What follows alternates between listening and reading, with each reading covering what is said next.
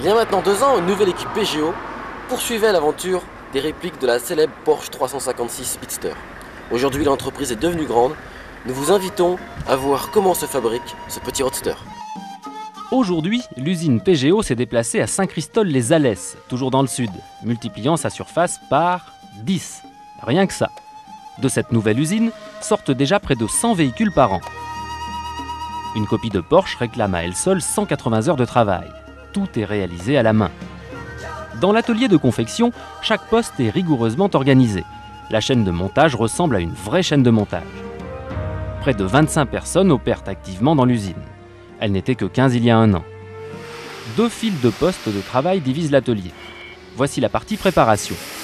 La première opération consiste à mouler les pièces de la carrosserie. L'odeur de résine et de fibres de verre vous arrache les naseaux. Masque obligatoire. PGO confectionne aujourd'hui elle-même ses pièces de carrosserie en polyester à l'aide de moules.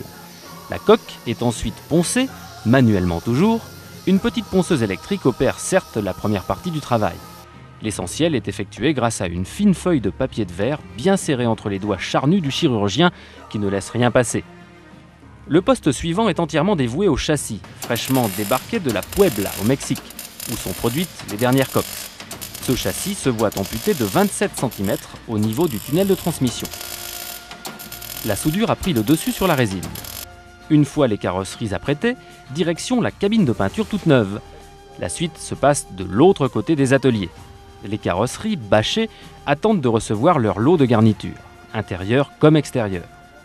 Tournevis, ponceuses, boulons et pièces mécaniques en tout genre grouillent. Pas un seul robot en vue. Les assemblages, là encore, sont tous effectués à la main. Boîtes et moteurs arrivent ensuite. Le soin apporté à leur mise en place est minutieux. Un faux pas et toute la chaîne prend du retard. La livraison également. On peaufine les réglages avec un soin d'orfèvre avant que Miss 356 Speedster sorte de l'atelier. Avant cela, la couturière maison lui aura confectionné son manteau. 2 jours pour une capote et 1 jour et demi pour un couvre-tonneau. Enfin, voici l'univers de Loïc Perrois, le designer recruté par PGO pour conceptualiser la suite des aventures de la 356 Speedster, avec notamment le nouveau modèle P2. À sa mise en fabrication, PGO espère produire 300 à 500 modèles par an dans cette usine d'ici 2003. C'est la raison de cette fantastique progression, tant logistique qu'humaine. Ça promet.